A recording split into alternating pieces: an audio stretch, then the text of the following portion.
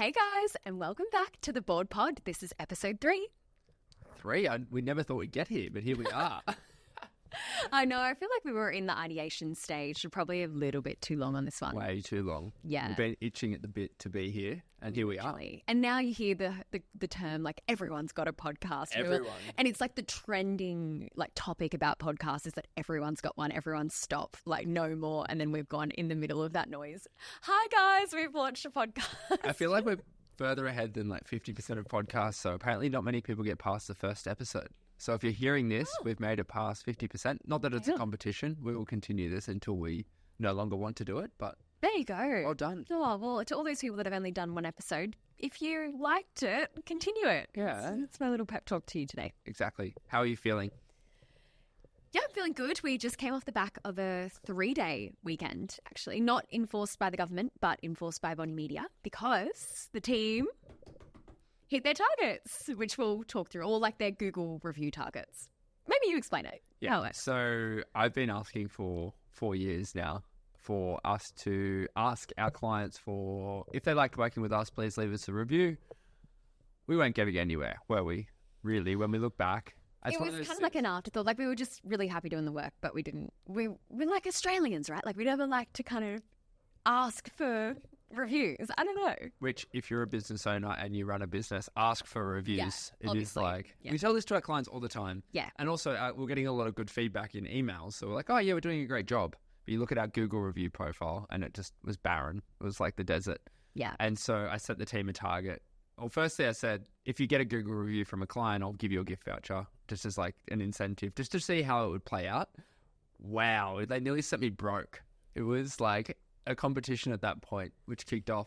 And we got, 3 or 4 days into the incentive. And I said, if you can get to a certain target, we'll all take a Friday off to just relax, recover before we go into the craziness of November, December. Yeah. And I said, you've got to the end of October to hit this. That was on the 15th of October. We hit it by the 21st. Clearly, I'm not very good at setting targets for my own team. So next time that's going to be double. But we still got there, smashed the target out of the water. So cool. I know. I really encourage you guys. Like, if anyone has a business or you're on Google My Business, you know someone who does, use this incentive structure. Maybe it's a $50 Mecca voucher or a Sephora voucher, or, you know, it's something that incentivizes people more than ever. Because I think just like a $50 safe, I don't know, grocery voucher might not hit it might go well, but I think us leaning into their interests made it that, like, more special.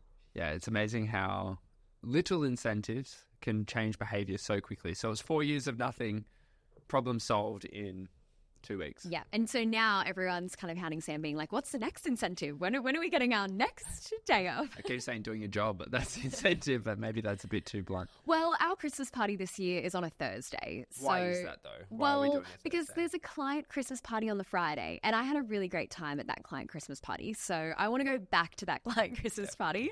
And so I then moved Vonnimedia's Christmas party to be the day before. Yeah. And also we've got team flying in from all over the country, so it helps them. It makes travelling a bit easier on the Friday rather than having to try and get home on a Saturday morning. True. Yeah, that's very thoughtful, actually. I'm sure that Friday will be a bit of a slower day. Well, this is the thing, Sam. If we can get an incentive in place, we'll all have it off again. I did. I said if everyone hits their targets. Yeah, but like, come on, like maybe like another review target as well. Yeah, probably not reviews. We'll find something else. Because that was fun. It was so exciting to see the nice words. I'm a words person, so I was just behind the scenes, just having my little tears. Yeah, so we now have our Google reviews up and flying, which is good. Helps us with our organic SEO. Already seeing people come through after seeing that. Just with the minor change, it's already generating us leads, which is exciting. Yeah. So try it. Get your Google reviews up. There's no excuses. If a marketing agency that doesn't sell products can do it, you can too. Yeah. Love it. All right. And then what I want to talk to you about this week as well, because this week is a little bit unconventional for us, because tomorrow we're actually heading down to Jervis Bay. We are. Going back to my hometown. Yeah, for a very exciting project. Massive. So I brought it up. Talk about, like, it's all happening this month. Everything is happening in November 2024. So if any of you have been following us on social media, you may or may not know that my family has been on an endeavor for 7 years to build a almost impossible task, which is a 50-foot catamaran being made by hand from scratch from a purchase on late night a late night purchase from eBay. Yeah, like a mold, which, and this had never been done before. It's not like they've been building boats their whole life. They've made kayaks. Like I grew up in a kayaking business. So kayaks, I guess, are smaller boats. But my old man, Ross, he bought a mold off eBay from northern Queensland and decided that he was going to, in his post-kayaking career, become a boat maker, basically. And so he's been on this journey for 7 years to build this boat. And the launch day is this Sunday. It's like, Dad, why are we launching in November? Which also coincides with my 30th birthday. I still think they're trying to throw some dodgy surprise and the boat's not launching, but I hope not. I want this boat in the water. I'm sick of hearing about it. But also, Dad has built a massive following on YouTube with him building this boat. He is the most consistent content creator I've ever met. He has not missed a single video for 7 years. Mm-hmm. Every week. Every week. Never missed a YouTube upload. 35 plus minutes of footage. Absolutely wild. Yeah. It's been a crazy community that he's built, and they're so loyal and they're so lovely to him. Anyway, so you and I are going down to help in the off hours in between launching campaigns for Black Friday and onboarding new clients and all the fun stuff. So we're going to be covered in fiberglass while we're on Zoom calls with clients. So if you see us on Zoom and you're wondering what we're doing, that's it. We're down there finishing this boat. It needs to be in the water. Just part of the plot, really. It will be. Maybe we can film an episode of the pod on the boat at some point just to change it up. That would be pretty... Oh, like once it's launched. Yeah. I thought you meant during the final week. Yeah, no, the like, echo, the drilling, too much. But exciting times. We're super pumped for Dad. He's been working on this boat for too long. He wants it in the water. I think Mum's very, very over being waiting for this boat. She just wanted to go sailing. I said you should have just rented one for a week and just got that itch. But an amazing accomplishment. We can't wait to be there. Going to learn a lot. Learned a lot from them about the content game and really pushed us to push into that space as well. Yeah, the power of consistency, I think, is a key takeaway. Do you remember walking down the city with my dad, and you and him were chatting? I remember it vividly. You two were up ahead. And I think it was when you put the seed in of like, you should just turn this into a YouTube series. He's like, there's no way anyone's going to watch it. Little did we know that one conversation that you had 7 years ago after telling your story of being on YouTube and how it opened up doors for you has completely changed his life. Oh, I mean, he came to the table and did all that execution, but... So much execution. I think every Monday and Tuesday night is spent editing it in front of the television. He's watched every Netflix series at the same time. But it comes back to the same thing. Making content for whatever you're doing, a project which you may think is boring, is actually going to be interesting to somebody. So there's always an audience. If you think you're special and you're the only person interested in that, absolutely not. There is so many people who are interested in what you're interested in. All over the world. Your dad got recognized in Mexico. Like, it can happen. Yeah, he was in the middle of the water. Paddling through, I think it was Baja, and there was a catamaran. He's like, Ross, you're from Life on the Hulls. So cool. So never give up, guys. Give up. Yeah, your dad's such a testament to that. Start anytime and just create content around your project or what you love. 60-year-old influencer ever since. Yeah, when he goes to the boat show, he's I can imagine he'd be a big deal. Yeah, massive. Anyway, really excited. Can't wait to launch the boat. Can't wait to get out of this week as well. It's going to be a big week, but it's been good. Yeah, it is. It'll be good. Awesome. What was next? Well, we can talk about our routines if you like, because we can. Sure. Yes. Let me cut and then go again. Another area. Oh, you know what? I'm going to call this reflection. I was watching back on the first podcast, and I was there saying, you know, we've got a lot of work on, so I'm just getting the work done and working at night, and that's just it. And look, there's a time and place where that has to be, and I don't doubt that will still occur. Yeah. But I did see that I was. You know, when you watch yourself on your own podcast or like you're in your own camera and you're like... It's my first experience this week. Yes, I do know. Yes. Yeah, I've had a couple more experiences in that domain, but I could see that like the trade-off that I was giving to my lifestyle is like not super apparent, but like, you know what I mean? Like we're only human, right? So I've been I'm always after the latest and greatest. Just what's the key? What's the secret sauce? And I fall into all of the marketing Your YouTube watch history is mind-blowing. It's just hours of this, of like life hacks and like how to... That's your wind down. I feel like every time I walk past you working, you've got a YouTube video or a podcast on or someone giving advice while you're working. And I feel like a lot of the times it's all about life hacking to some degree. Yeah, I just like seeing the way people do things. It like enhances my own experience, or I'll take away inspiration, whatever. Yeah. And what's your most recent inspiration? Well, I saw this lady on TikTok talk about, and her name's Shelby Sapp. She's a sales consultant from Miami, Florida. And she was talking about how she does almost like 2 days in one. And so I was like, interesting. I would love to have 2 days in one, Shelby. 14 days a week. Tell me more. Yeah, well, to be fair, I've actually gone a step further and I'm like, how can I have 3 days in one? Yeah. So that's currently how I'm trying to do it. Let me explain. I was trying to explain to my friends on the weekend and they were like, whatever, you do you. She was talking about how she basically does like a session in the morning where she basically does her workout. Then she goes into doing her like whatever hours worth of work. Then she takes a break, starts her next workout, but her next workout could be like a walk, a swim, a run, whatever.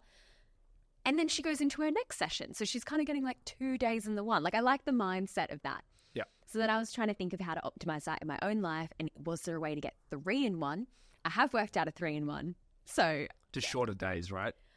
Or you breaking the space-time continuum and cracking more hours in the day? There are some people that can, and I wish they would tell me their secrets. But no, unfortunately, 1 day, just like the rest of us.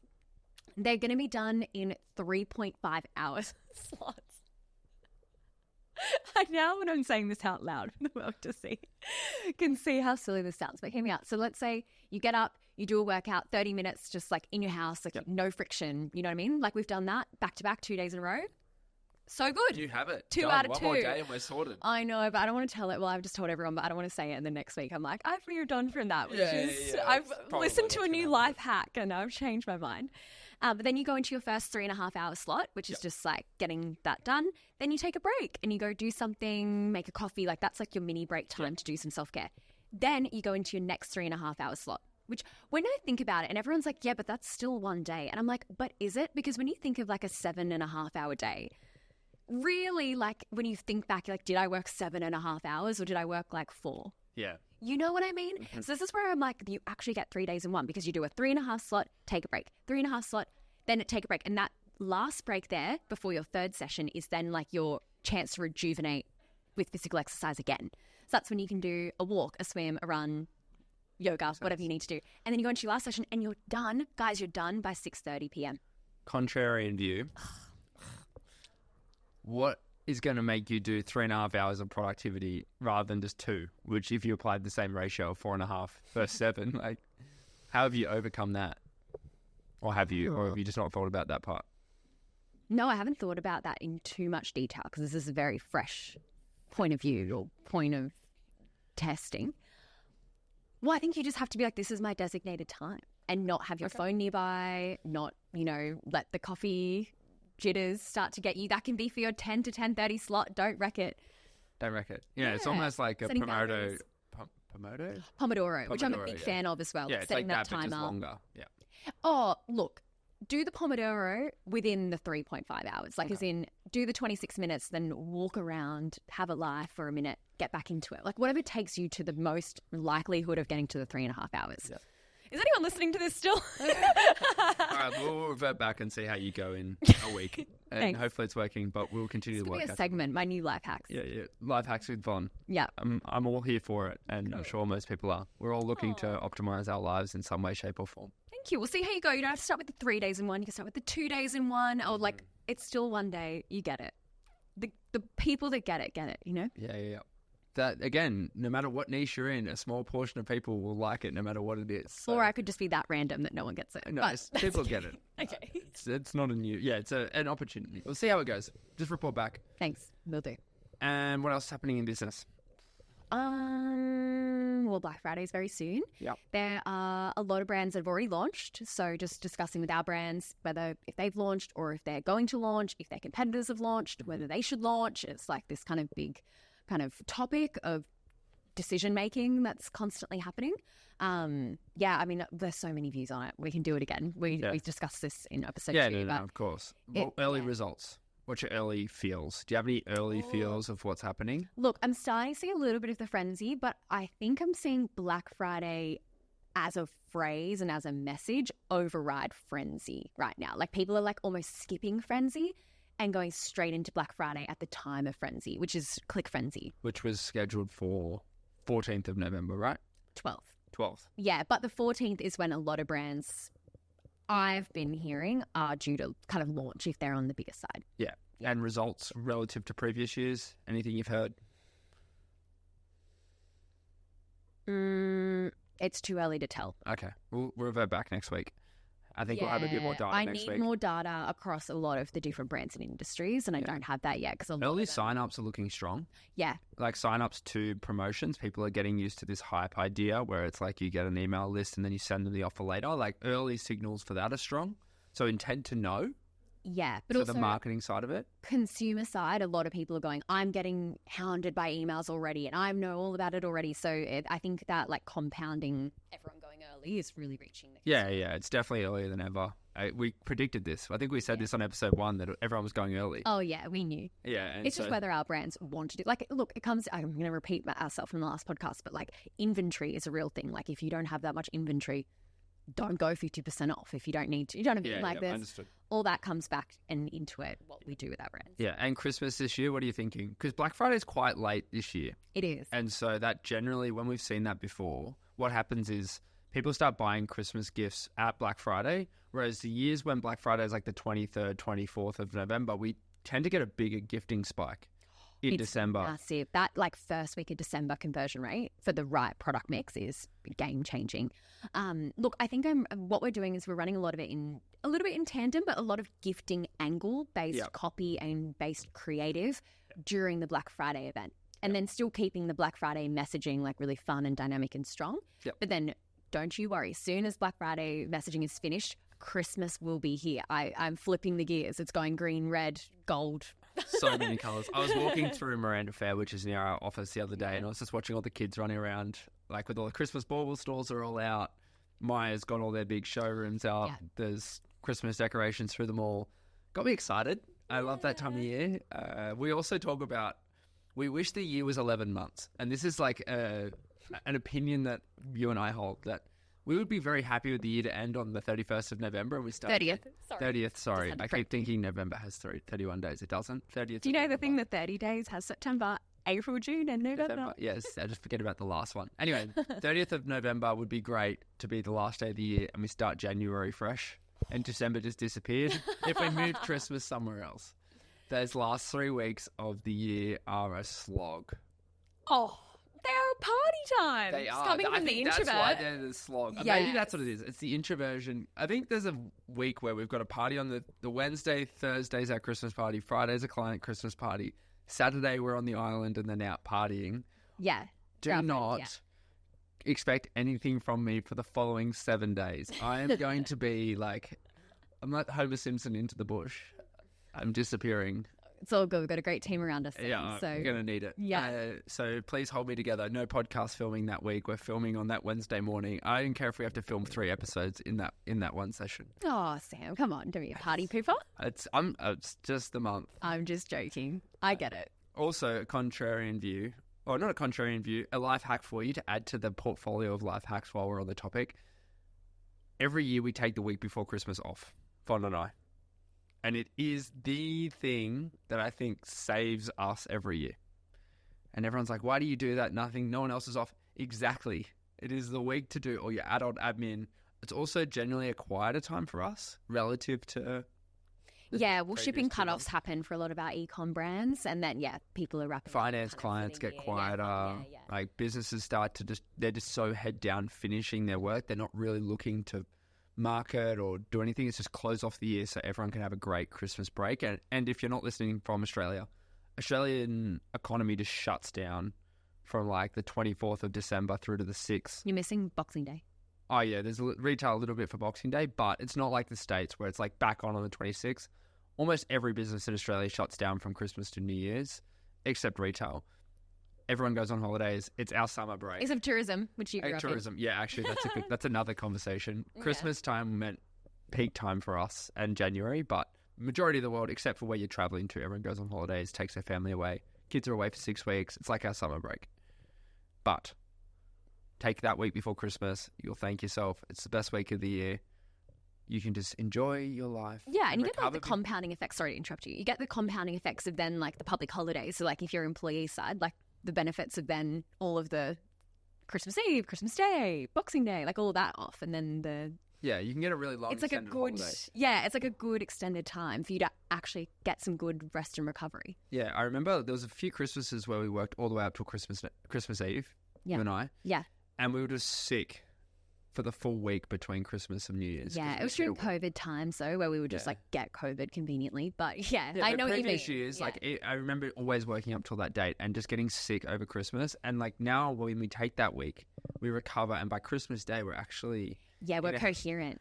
We're actually talk to people at Christmas. We're audible. We have the sense. We don't have the sensory overload, which we tend to get. I would say once we're really burnt for the year. So yeah. Anyway. Enough on life hacks for today. I think there's about 14 life hacks. Yeah, but unless you guys like them, then we can continue giving that to you if you want. So we've just had our 5-year anniversary of Vonnimedia being in business, which was last week, right? Yeah. Yeah, congratulations, 5 years. Most businesses don't make it past 1, and 90% are done by 5, so congratulations. Looking back now, you've had a bit of time to reflect. What do you think we do differently now that has really changed the way Vonnimedia operates that we didn't do in year 1?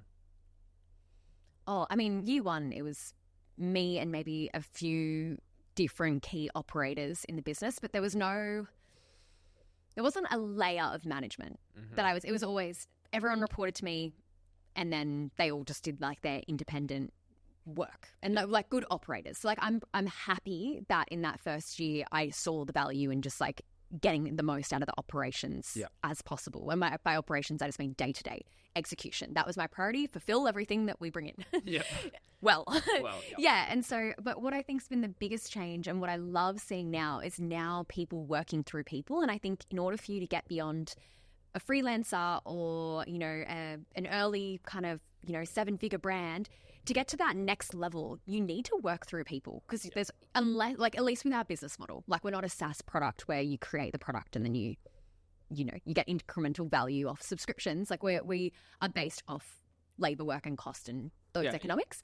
So I think being able to have the right people in seat that can manage different teams, I have found that to be the most rewarding thing to see across the business. That then I therefore don't need to be that person, but also they then have a management layer between them and me or us, which I think is really helpful for people that are kind of coming in at maybe a coordinator or an executive level who maybe don't want to work directly with a director. Although it's an amazing opportunity, I think equally, just given what a director does day to day, it's generally just not setting them up for success. Maybe, just to kind of give it that end point. And sometimes it does. Like I would, there's different viewpoints on it. I'd say that's my number one. Let's take those viewpoints. I have a view on it. Okay. I think what I've learned through my career now of being 10 years in professional services and being exposed to different problems, the problems that you deal with dramatically scale up. Yeah, the more you grow. Yeah, but not linearly to your time. So the gap between your first year in business and your 5th year in business is not the same as your gap between 5th year and 10th year. And it's almost like a ramp up curve that goes basically vertical. The problems that you're dealing with in 5 years after being in a role or in an industry, the difference is just night and day, and it's on an exponential growth. The problems that you solve, and so you may be 5 years into your career and dealing with a person who's in their first year of career, you can relate to the problems a lot more. But the gap between 1 and 10 years. The gap in the difference in problems that you're solving and the things that you spend your energy and time and care for is just so differentiated that it creates a bad experience for both people. Because the person who's 1 year in may be like, hey, this problem is really important to me, but the person they're working with, as much as you want to have the compassion to be, hey, yeah, that is really important, at the same time, you're getting pulled at the same time by other problems that are 100 times bigger or 100 times more impactful than that one problem. And so creating those kind of differentiated experiences between two people creates a lot of friction. And it's very hard to solve, especially as you're scaling up. And so that's where I've seen the most, I guess, value. That's why it's so important to have those touch points with people. Yes, it's good to have the exposure with directors as a coordinator when you're in your early career, but not as your only exposure to more senior people.